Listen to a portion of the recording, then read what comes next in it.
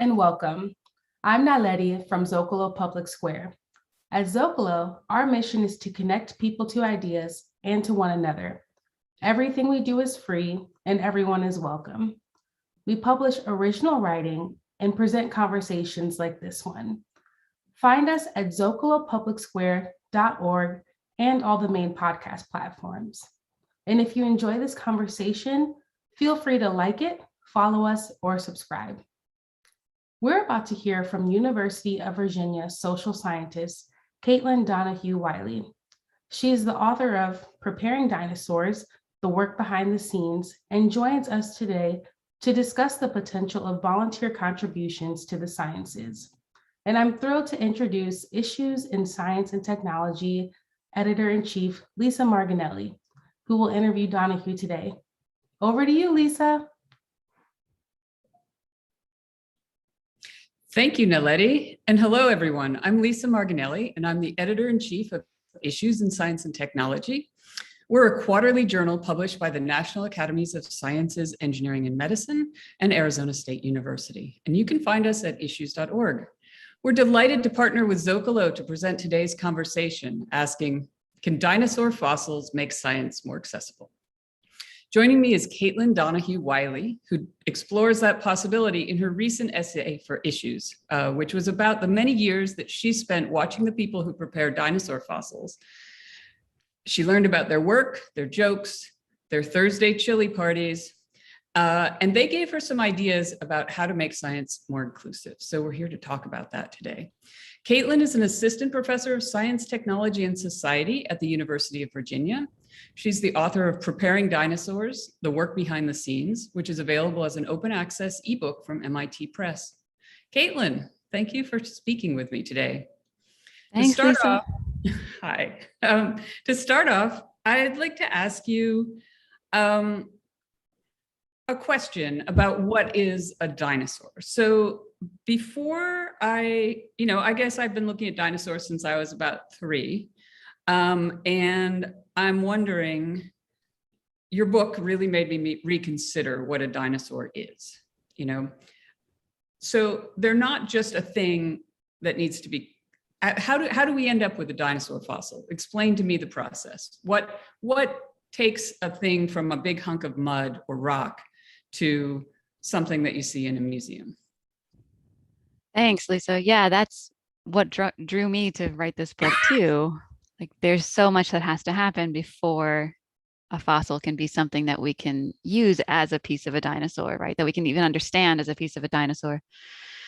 So yeah, I'm going to skip the what happens to get the animal into the ground, because that's beyond my pay grade. But yeah, once an animal dies, it ends up in the sediment. Lots of things happen. If we're lucky, it becomes a fossil. And then if we're really lucky, somebody walks by it on the ground. If we're really, really lucky, someone spots it as a fossil. Okay, so there's already layers of selection happening before this piece of rock becomes a scientific object. And then ideally, that person will collect the dinosaur bone, so dig it up, protect it in ways that it can survive a journey to a museum or other kind of lab. And that's where things really get interesting, I think. And so tell me about that. What happens now? Yeah, so this packaged bone arrives in a lab. It's usually mostly encased in rock still, because fieldwork is messy and it's hard to do precise rock removal. So usually the fossil preparator was not the person who collected the bone. And so they don't really know what's in this package. And so they open it up with a power tool. There's a lot of stress around that because they don't know where exactly the fossil is. And they might actually hit it with this power tool that they're using to saw open the casing around it.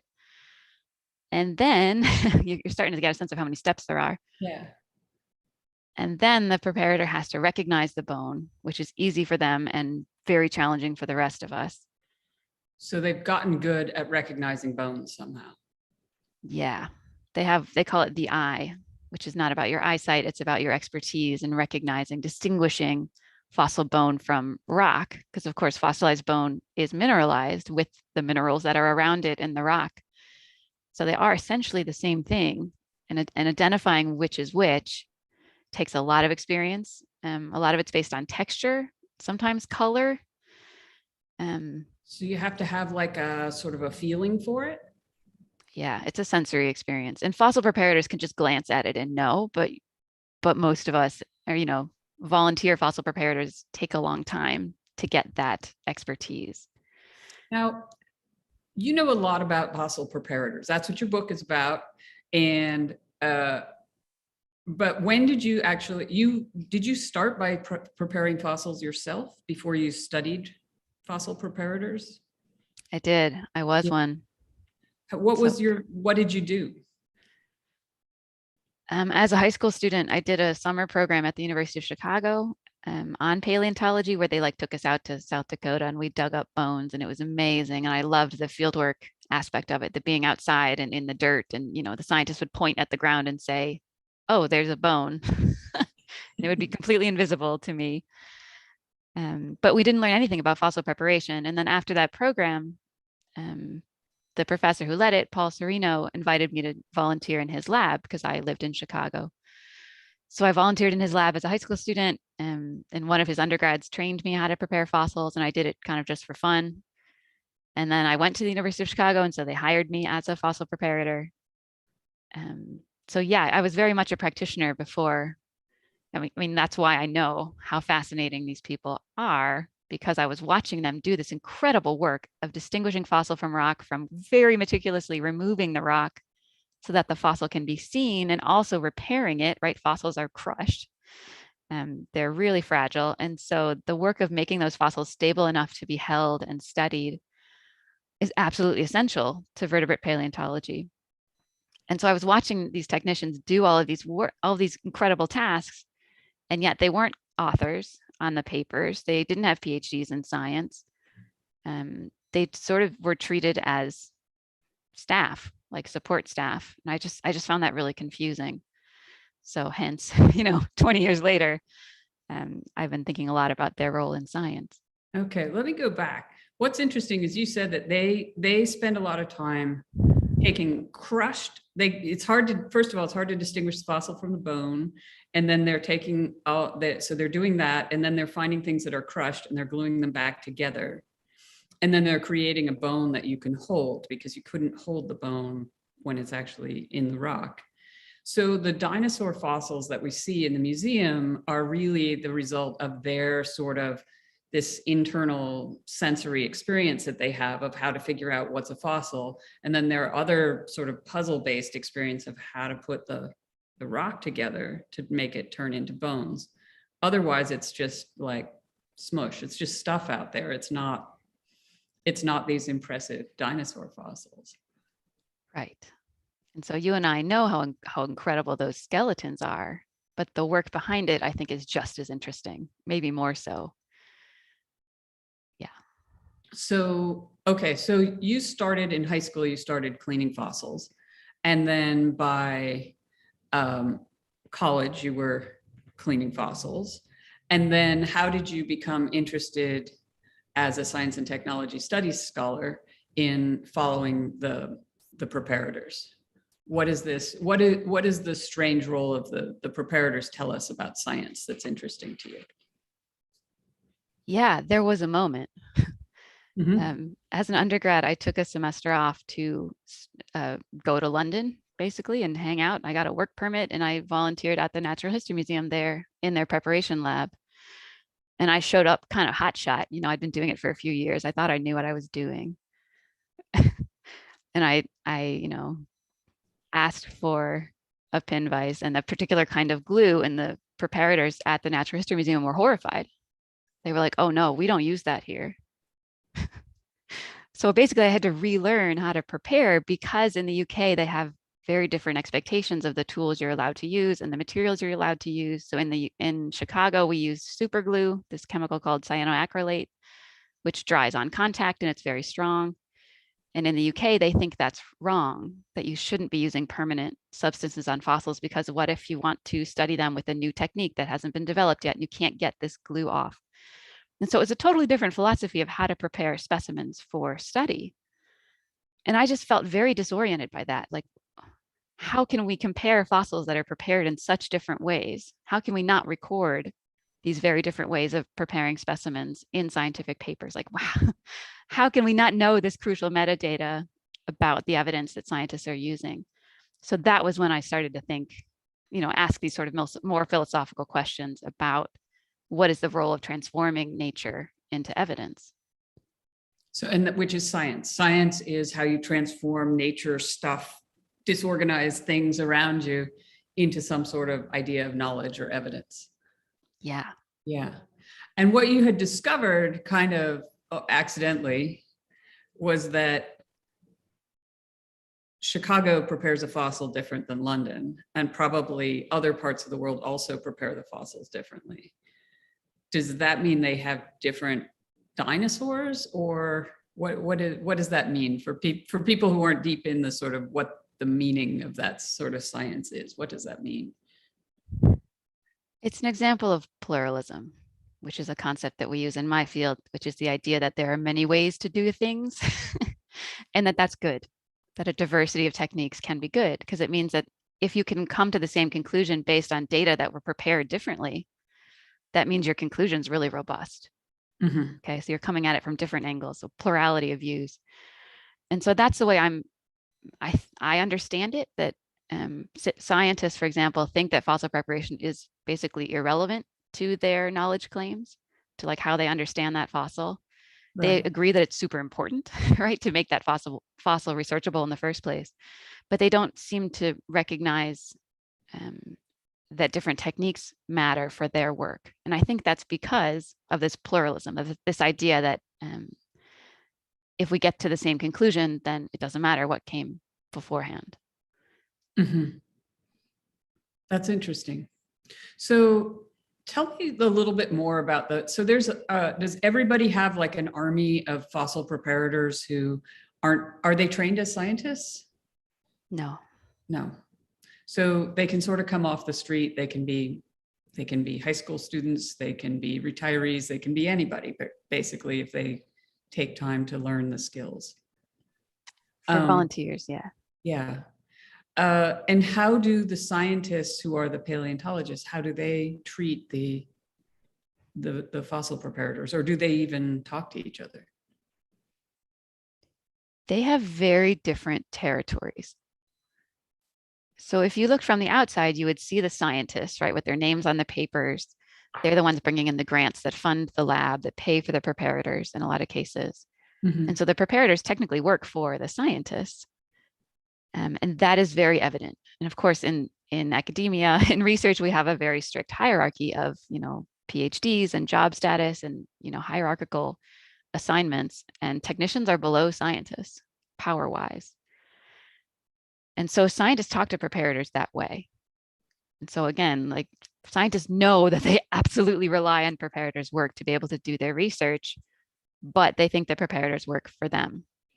And the preparators sort of agree, but they more see themselves as working for the sake of the fossils, that they are the protectors of these specimens, that sometimes scientists are in a hurry, right? They're in a lot of pressure, under a lot of time pressure to get things published. And preparators often want to slow down and take longer to make a bone more stable or more revealed. And so preparators do oppose scientists. Scientists would never say, I want you to use this tool on that fossil, because they consider it too low status. It's not their problem what tool the preparators use. Yeah. Whereas the preparators see it another way, which is the scientist has no idea what tool I should use on this fossil. How dare they even think about telling me that? And so it's really interesting, like different interpretation of these official hierarchical roles, in the sense that the technicians are kind of empowered by the scientists staying out of it, and the scientists think that the technicians are just working for them and doing this sort of rote work. There's that is like really rich. There's a lot of weird stuff going on in there. So first of all, do the scientists cite the preparators in their papers? No. Okay. Sometimes they're acknowledged, but not always. And they don't get to be on the papers as one of the people who was involved in preparing the evidence. Correct. And there's no methods section in these papers that describe how the specimens were prepared. There might be methods about how the specimens were studied, but not preparation. Interesting. And then how did the preparators feel? I mean, it seems like it's kind of, I mean, if they're doing it as volunteers, it must be fun, right? Yeah, the volunteers are kind of another thing. You're right. I was thinking about staff preparators, professional preparators. Okay. But you're right that sorry. No, go ahead. You're right that the staff and the volunteers have basically the same backgrounds. And most staff are volunteers first and then get hired. But yeah, there are way more volunteer preparators than there are staff preparators. And the volunteers very much identify as volunteers rather than as preparators because they really work for the preparators, which is interesting because you might worry that having a volunteer workforce would replace technicians who don't have PhDs, who don't have particular credentials, specific to fossil preparation. But I found the opposite, that having volunteers in the lab empowers the preparators, the staff preparators, because they get to control a workforce, which is not typical of a lower status job in research. So yeah, again, as you said, lots of weird, rich things happening in this community. So yeah, so do the preparators sort of have, I mean, when you went to London, did you have to like get accepted by them? That sounds like kind of a little bit like a club in a way, like they have a lot of techniques and they probably, and they see themselves as working for the fossils, which is an interesting idea to see yourself as working sort of for the fossils, for truth, for what is right, for what is beautiful about a bone. Totally. Okay, here's something else that hit me while I was reading this. It reminded me of something I might see on Masterpiece Theatre or on the BBC. It seemed a little old-fashioned that the scientists don't come off too well in this, in the sort of being so hierarchical. And then you've got all the staff sort of underneath the stairs feeling committed to some other vision. And, I guess, how did you end up feeling about it as you studied it? About the role between the scientists and the preparators? This tension and these two different roles and the feelings of hierarchy and the little struggles. I think you said some people sometimes would hide bones from scientists or something like that. Yeah. I started this project thinking I was going to liberate fossil preparators, that they were under-recognized, oppressed, marginalized, proletariat. And I was going to come and show the world how amazing they are and that they deserve authorship. And so I very quickly realized that that was not how things worked, and that preparators have a lot of power in the lab, and that they like it that way, that they don't care about being authors in the way that I thought they would. They didn't care that they don't have PhDs, right? What they care about is being able to choose their techniques, right? Be in charge of their tools. So the scientist will say, I need that fossil prepared. And the preparator will say, okay, and then make all of the decisions after that. What tools, what kinds of glue, how much to take off, whether to leave it in the rock or not. And the scientists have some say in that, like they might say, I really need to see that part of that bone, please reveal this section. But they're not going to tell the preparators how to do it. And so in the book, I call that, it's the idea from sociology of labor of craft control, that the beauty of being a craftsperson is that you get to control your work. You have autonomy over your decisions. And that's not what we think of in science, right? Science is supposed to be protocol following. It's supposed to be kind of routine so that we can make things comparable. And that's just not how things fly in vertebrate paleontology, where every fossil is unique, right? And so you need a workforce of people who know how to adapt their techniques to each individual fossil to make it accessible to scientific, ways of thinking. It's really interesting because it kind of shifts your thinking about what science is. I mean, it's interesting. You went in there expecting to liberate people and you ended up having a sudden different view of science. Totally. Yeah. And that's what I argue for in the book, that if we think about all of the steps of, translating nature into knowledge, actually we get a really different picture of what science is and who does it, right? For all those steps in between. So tell me, like, what in the public mind, or maybe in the scientist's mind, is a scientist? I mean, the crudest cartoon of them is that there's somebody in a white coat and they're elitist. But how do the fossil preparators challenge the idea of who's a scientist? I love that question. Yeah, I have a PhD. I am a social scientist, so I am one of them more than I am one of the preparators.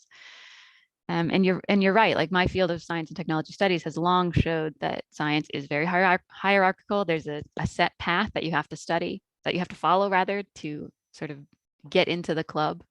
There's lots of discrimination along the way, as we well know. There's something called a pipeline. Tell us about the pipeline. The pipeline. So I am a social scientist in an engineering school. So we think a lot about the pipeline, which is the idea of getting students in, say at the beginning of undergrad, or really you have to get them sooner. And the pipeline is going towards being a scientist. And yet we lose people all along the way. And most of those people are women, students of color, first generation college students, and they're disproportionately lost from this pipeline of future scientists. And it's such a disaster for society to not have a workforce of scientists who represent, our population, our world. And so one way to get around that, I think, is to recognize all of the work that goes into science that doesn't require a PhD, right? That leaves me and my colleagues out of it, like the skill that vertebrate paleontology depends on to reveal their data source, and lots of other jobs in science that are absolutely crucial, but that aren't done by scientists, that don't require the formal title of being a scientist. So mostly I'm thinking in terms of a PhD. It also means you have to have a job as a scientist, which is not easy to get. How else would I define it? Yeah, I'm careful in the book to not say paleontologist too much, because lots of different kinds of scientists work with fossils. So I didn't want to offend any, leave out any of the geologists or the whatever who are, ecologists who are studying fossils. So even within science, there's a variety of identities. Right.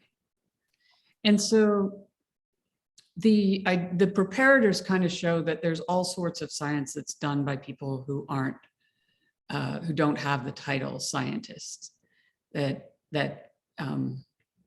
example, I've spent time in labs where there are technicians who understand how everything actually works. And the person who's the principal investigator is like, go get me some data from this chunk of frozen stuff and come back to me with some data about the genes. And that technician is actually the person who makes the knowledge. And then the principal investigator kind of processes it. So one of the divisions, it seems, within science is between the people who make or clean or process types of knowledge and the people who have the theories. So that's another sort of distinguishing thing between science and non-science. That's a way that science distinguishes itself in certain ways. Yeah, nice. I agree. And I think preparators would agree too, that they really are focused on the thing, the evidence, the data source, and then they hand it off to the scientist, and that's the end of it for the preparators. Like they express no interest in theories of evolution or theories of adaptation,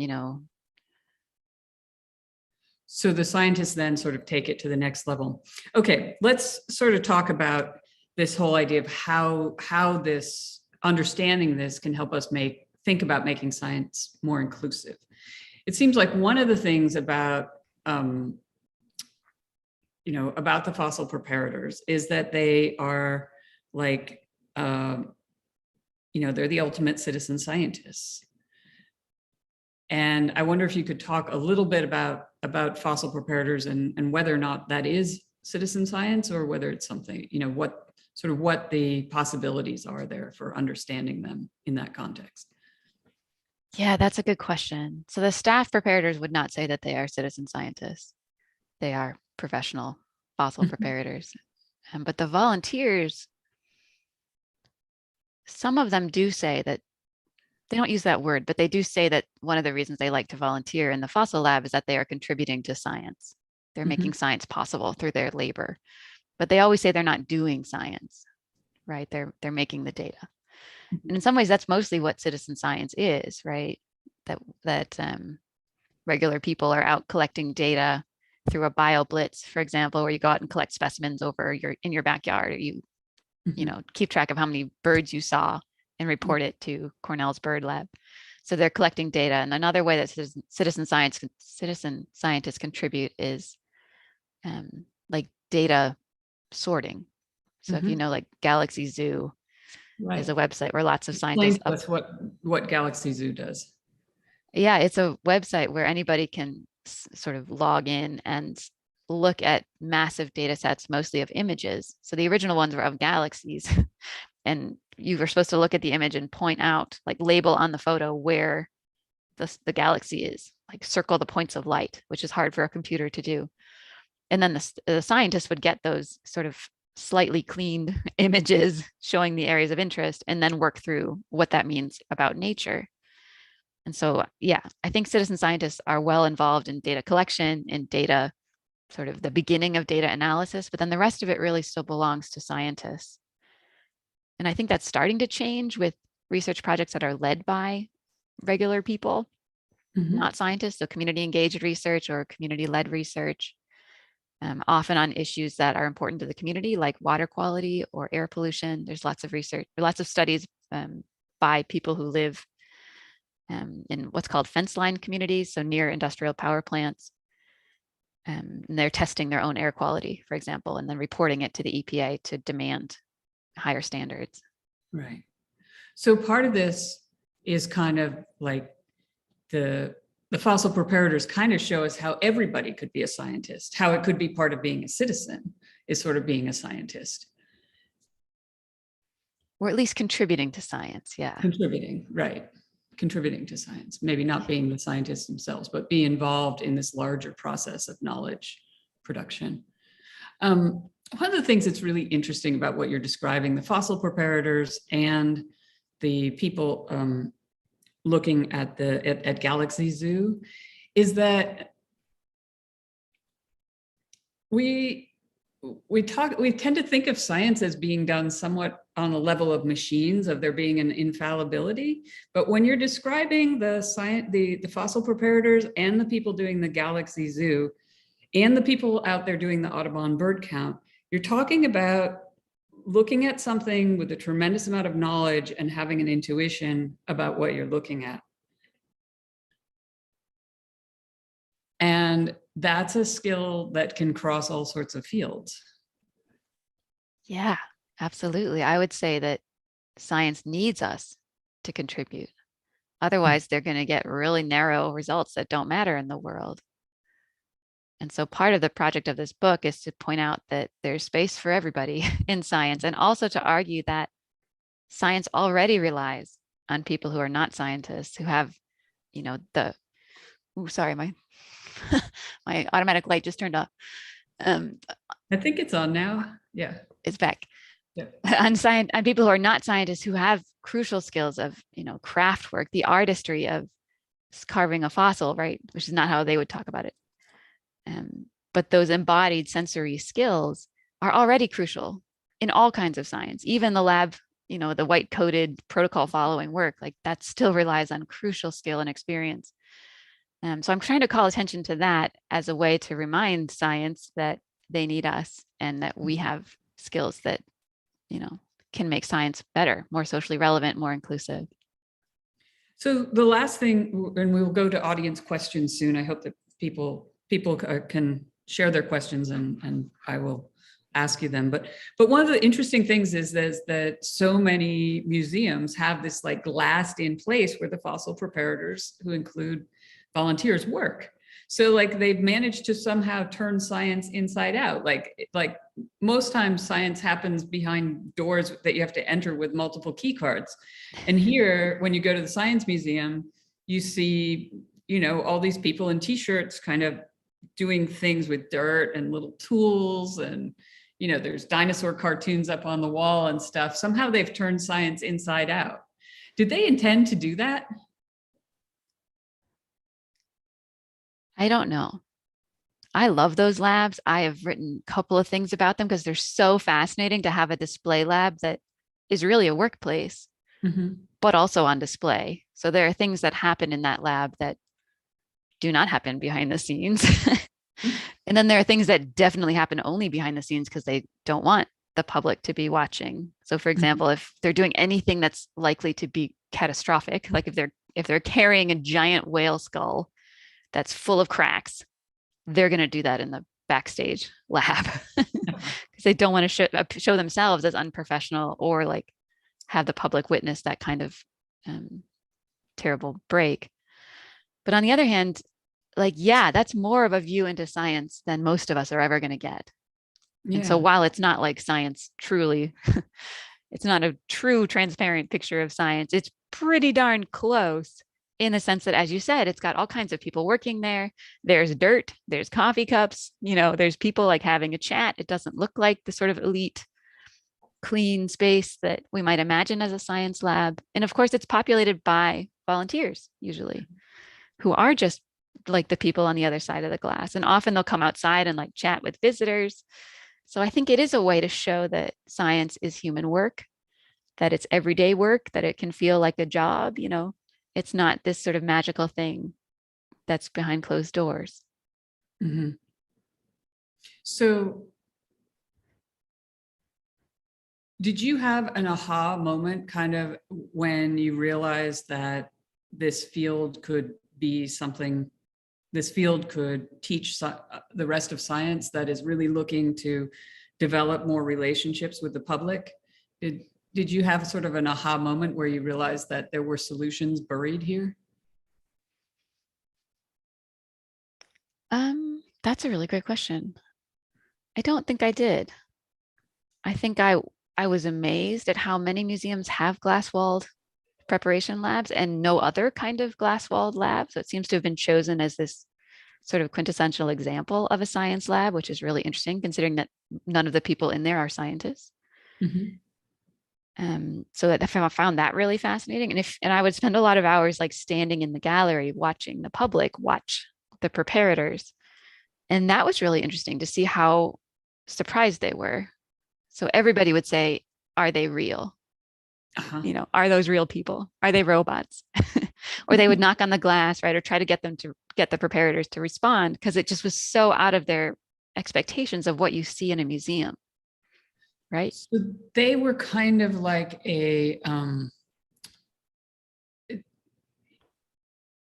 they're sort of like in a theater. It's a theater of science as much as it is a, truly revealing in some ways, or people perceive them as that. Yeah. There are some labs that are purely a theater. They're just demonstrating, they'll hold up the fossil and the tool and sort of talk about what they're doing. But most of them are workplaces where the preparators inside ignore the public because they're trying to focus, right? They're doing this incredibly meticulous work on fragile fossils. And so,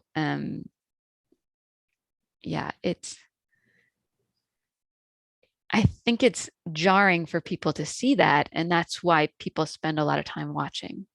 Right. As you said, it looks like regular people. They're doing they're using tools that look kind of familiar, right? Kind of like dentist drills. They're not something super high tech. There's no computers around. Like we can kind of understand what they're doing. But at the same time, the people inside are just doing their thing, mostly, with some things kept behind the scenes, as would you or I, right? So I want to ask, we have some audience questions starting to come in. I want to ask you some, just one sort of, you point out that the fossil preparators and the way that fossils are prepared show us that science is it's a community process of making facts. It's a community process of assembling knowledge from different communities, different people, different sorts of, it interacts with different hierarchies, different sorts of data, evidence gets all mushed together. And you say that on the one hand, this is fascinating for its own sake, which is sort of how you got involved. But it seems like understanding that can help us accomplish some big goals for science.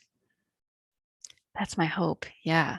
So if we recognize that it relies on a community of workers or a community of contributors, I think it would help us open up science and invite people in, right? Have more lab tours, have more glass-walled labs that aren't just fossils, but other kinds of science. Have internships for people who have no scientific background to follow a scientist around So I'm not like, my goal is not to make every person a scientist. I don't think that's what we need, but rather for all of us to understand what science is in practice, so that we trust it, so that we're not afraid of it, so that we're willing to engage with it and help make it better. Mhm. Um, That struck me as like such a fascinating idea, that there's something, I guess cynically, my first thought about the glass things is, oh, it's kind of a display thing. It's, it is a kind of a theater, but then you realize it's also about trust. I mean, transparency is trust. Having people who you can see is the ability to trust them. And we've been having this ongoing, now going on 2-year conversation about how do you trust science? And the fact is, you have to take a lot of it on faith because it happens behind multiple blocked doors, and we don't understand how the evidence is assembled. And we ourselves, this past 2 years, in fact, today itself, are watching science and knowledge be assembled on the fly by a giant community that's worldwide, that's compiling all sorts of data and pulling it together and assembling this reality that we will then revise tomorrow and revise again and revise every day going forward. And so the knowledge that science and knowledge creation is a community act of squishing and of refining and sorting and discussion, seems like it would be really, really valuable. yes, because that's what science is. I think you're absolutely right that most of us don't know that because we've never seen it happen so publicly as in the case of COVID. But yeah, of course, right? There are major debates in science that, were the dinosaurs warm-blooded or cold-blooded?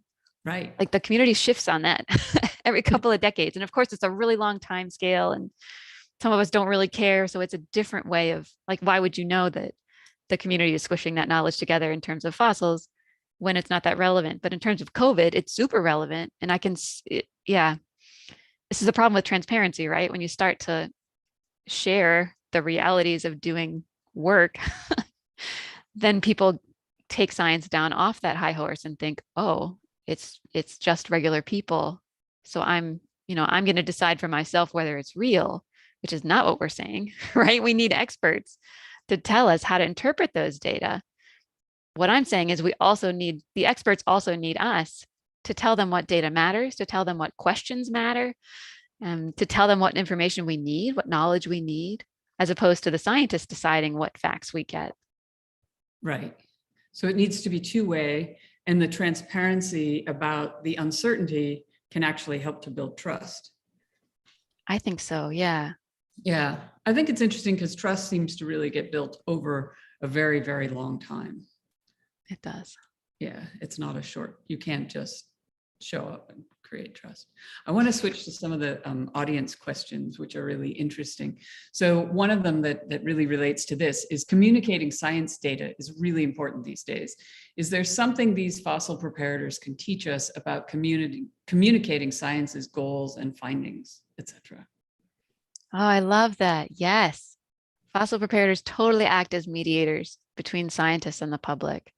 And they don't mean to, they don't sign up for that. They just sort of end up doing it because of their role in these display labs, and they end up talking to the public.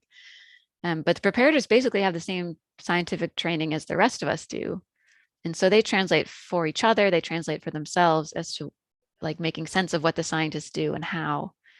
So yeah, I think their role in paleontology could be replicated in other sciences, to have someone who's a mediator, right? So who's contributing to the research and has their foot in the real world and can tell the rest of us what they're working on. That'd be awesome. That's great. That's really an interesting thing. Wouldn't you love that job? Yeah.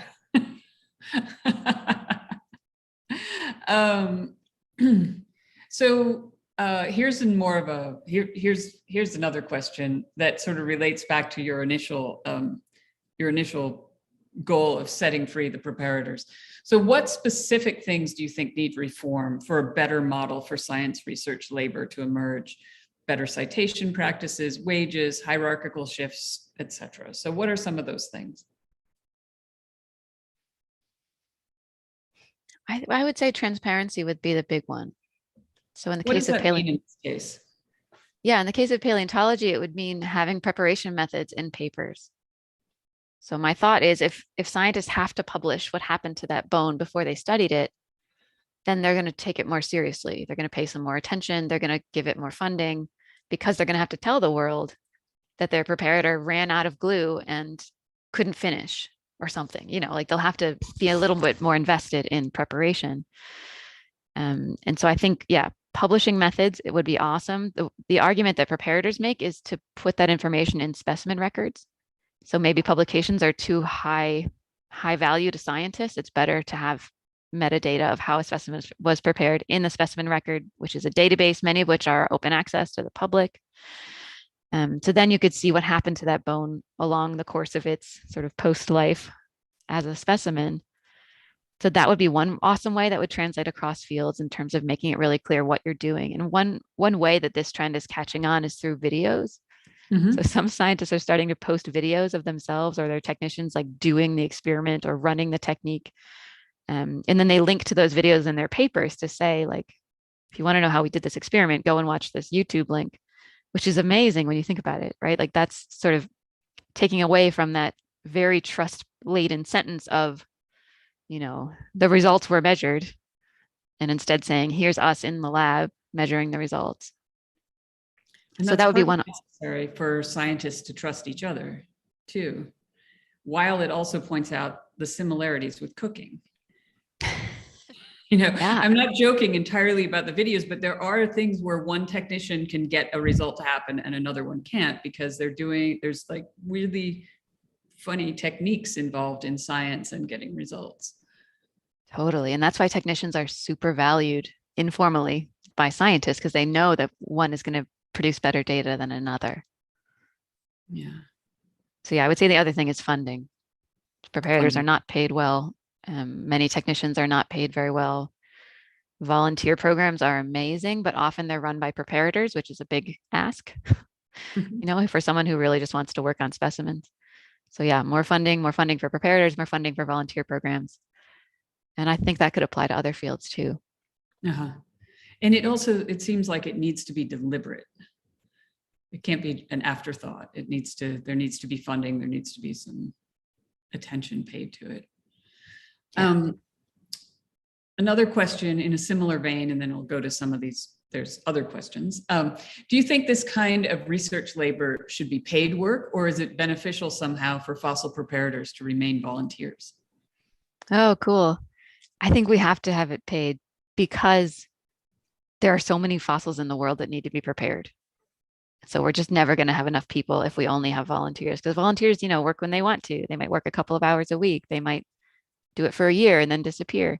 So we definitely need people who are paid doing it, in part to like carry on the techniques and the skills and train each other. But the beauty of volunteers is really that they're a public outreach effort.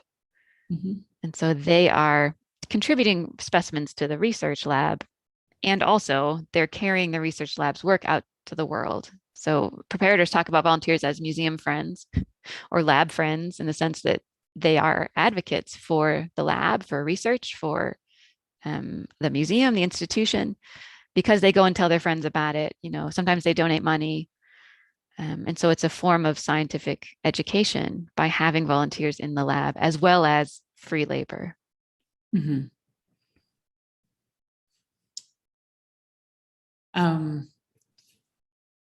Another question is, are there rock star preparators? Oh, awesome pun. Yeah, there are. Does everybody know who they are? Is everyone like, oh yeah, she can really find the scales on a, I don't know, what are those long fish that look like a dinosaur? Sturgeon. She can really find the scales on a sturgeon. Are there people who are just like famous that way within the community? Within the community of preparators, yes, they are. But I don't think it reaches beyond that. I think scientists will always say that the preparator they work with is the best. But I don't think the fame reaches beyond preparators, although this book might change that. So Connie Van Beek, found all those fish scales on the sturgeon, which is in chapter 4. And I used her name with her permission, whereas all the other preparators I gave pseudonyms to. But yeah, there's How did you definitely choose rock to use stars. her name? I'm sorry. How did you choose to use her name? Oh, I wanted to use her papers in the scientist papers, so I couldn't cite the paper without it being really obvious who it was. But they both gave me permission. Okay. I just want to announce that there was a poll question that was asked, what do you think is the best potential benefit of citizen science? And most people responded that it's more responsive to society, which I think is a really interesting answer and may reflect who's watching. And then the other answer, a couple of people said educating people without a degree. Interesting. Let's see. I had a question. Do the preparator, is there like fossil preparator con? Do they go to conferences? Is there anything that's officialized where they intermingle, or does everybody sort of stay? Is there somebody at the Field Museum in Chicago and somebody at the Natural History Museum in London and somebody at, I don't know. Yeah, they're pretty isolated, but they have created some communities for themselves. So the big one is at the Society for Vertebrate Paleontology, which is a science conference. They have a preparators sort of committee and a preparators session of talks. And so many preparators meet at that meeting every year to sort of catch up and give some talks and whatever, network. And from there, the preparators have created their own association called the Association for Materials and Methods in Paleontology. Oh. And they're treating that as their professional group. And they have a conference usually every year, maybe every other year. So they're not big, and it's certainly not all fossil preparators, but there are venues to bring people together and have them share their work. Oh, that's really interesting. And then when they get there, the places that they work for send them, or are they going under their own? I mean, I guess what I'm trying to figure out is like, this must be the professional preparators, so it's not hobbyists. People aren't going. It's both. I'm trying to figure out, is this more like Comic-Con for fossil people, or is it more like it was scientific conference? It's more like a scientific. Okay. It's more like a scientific conference, but volunteers certainly go. Often they're the ones who are like the most happy to be there because they don't know very many other people who are doing it. Interesting. Okay. Another question is, for the future, how do you want to expand your own research? Oh, thanks. What a nice question. So this book and my dissertation were about technicians and the roles that they play in science without much credit, without much recognition.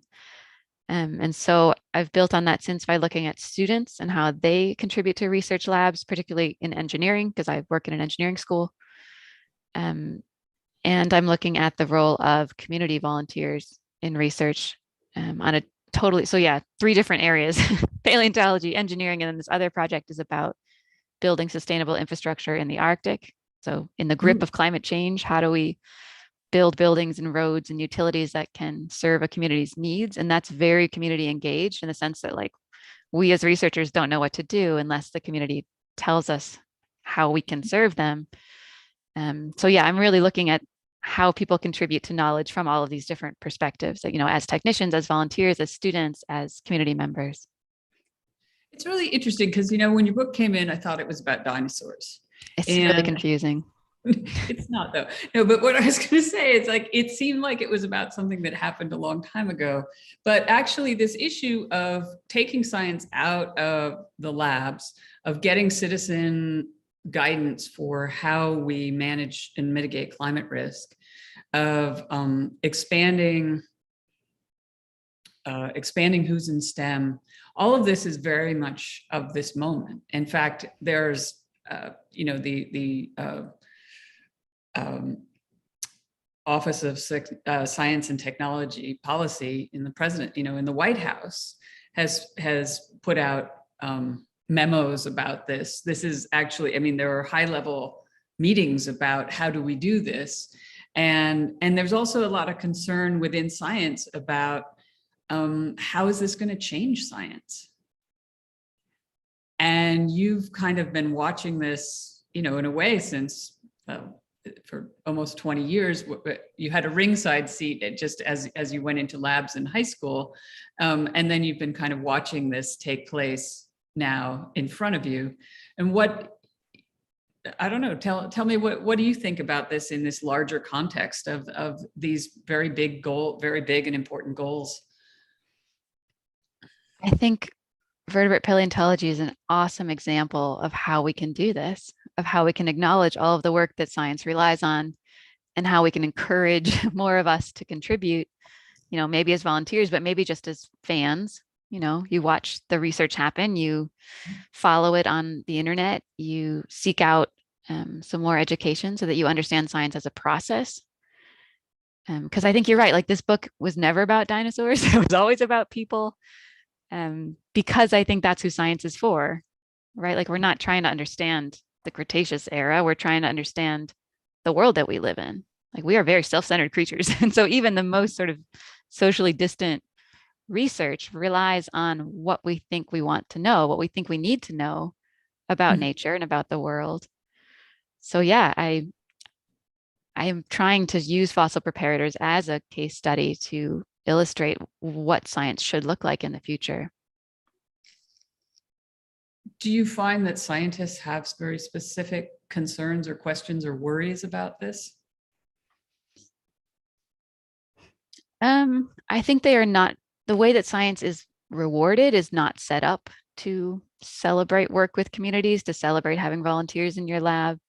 And that's a real shame. And that's on us, right? Like as a member of the university, that is on us. We need to change those reward structures to make it about science for everybody, science for social good, not science for the scientists. Mm-hmm. And I say that as one of them, right? Like I wrote this book so I could try to get tenure. But I also want to make science serve us in a way that it hasn't always done the best job. Mm-hmm.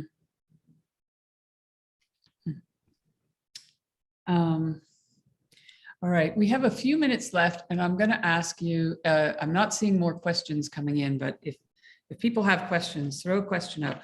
I'm going to ask you a little bit about the chili parties, because the chili party is a really interesting thing about how communities police themselves, how they create a center. And just tell me a little bit about the chili party. Yeah. Chili Thursdays. They happened at one of the labs that I spent about 2 months studying. And the fossil preparators would invite everybody in the department to their lab for lunch. And they would make chili in this like huge, crock pot, and it would cook all morning and it would smell awesome. And like it would, waft down the hallways and people would come out of their offices and say like, oh, are we having chili today? And it was like highly anticipated. And so I just thought it was so striking that the preparators would organize this party that was then attended by, scientists, museum administrators, collection managers, students, volunteers. And they would be like crammed into this dinosaur lab, surrounded by fossils, eating chili and like chatting. And how that just was such an awesome image of who really does science. Mm-hmm. Scientists are in there for sure. We need scientists. And we need all of these other people who are there too, not getting the credit. And the fascinating thing for me was that if like the preparators were watching who showed up. So if you didn't go to Chili Thursdays, like your preparation request was going to get bumped down the line, or like people were going to spread stories about you not being a good colleague because you didn't show up to support the fossil preparators party. And it happened every other Thursday? Yeah. That's a lot of chili people had to ask. Had to eat. But what I think is also interesting is like, it's a lab, there's dirt, there's value, and like there's priceless dinosaur bones. You can't put a value on the bones or the scales or whatever they're dealing with. And then there's people walking around with the chili. So they also managed to like skirt the basic rules of the lab, I would assume. Totally. I mean, there's chemicals everywhere. And I said to one of the preparators, like, aren't you worried about people spilling chili on the bones? And she just said, she said, no, they're just rocks. Meaning like they've been around for millions of years, like they're going to be fine for us to eat around them for an hour. I just thought that was so funny and such a shift in the rest of that preparator's day job, right? Which is 100% focused on saving those rocks and making them useful and stable. So in that moment, yeah, the shift really happened between the specimen, the object, and the community, the power that preparators had to call together this group of people and like host them. So yeah, I tried to use that scene to just illustrate that preparators are not marginalized. They are not oppressed, even though that's what I thought because they were missing in scientific papers. But instead, they have these other forms of sort of soft power that are very effective for what preparators want to achieve. Yeah, it's a really interesting vision of science because it's not the one that scientists would necessarily tell. And they might, you could go to that lab probably and not hear from anybody that there's the food on Thursdays, and unless you heard it from the preparators. So we have some poll questions that have come in. One poll question is, can the field of scientific research benefit from citizen scientists? 80% of people said yes. I'd like to hear from the other 20. Apparently 83% have said yes. So there's 17% out there say no, and I'm curious what they have, why. And another poll question is, should scientific research acknowledge the contributions from people outside of academia? And 100% of the people in the chat said yes to that. Interesting. Which is funny because it sounds like you're saying that the fossil preparators feel like that might ruin things. Right. They don't want to be authors. Or they're like, it would be fine, but I don't care about it. Mostly they want funding, they want reasonable work expectations. They want good specimen records. They want preparation methods and papers. They do want that. What else do they want? But I'm standardized and taken away from them because somehow getting recorded involves the power changing. That's true. Yeah. So the preparators argue for metadata about the specimens, mostly for the sake of the specimens, so that, people in 100 years will go and look at that bones and say, I wonder what glue is in there. And then these records would show that.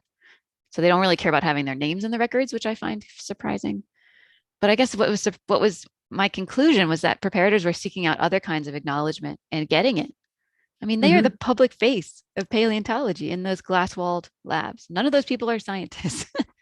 And so in that sense, like preparators are already enormously empowered. And again, they control the volunteer workforce, which is impressive.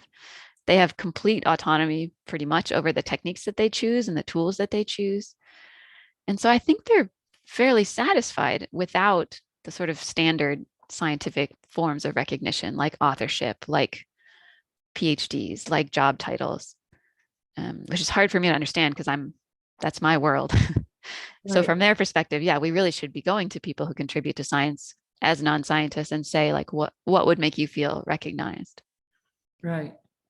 And community is part of that. Part of what they're doing is community, and part of what it's an interesting thing because science has sometimes in this country been posed as being against community, or it tends to sort of flatten out what happens with community, even though, of course, scientists are themselves multiple communities. But it's interesting how much the fossil preparators are invested in the different communities. It makes me think of, there was a woman in the town where I live who,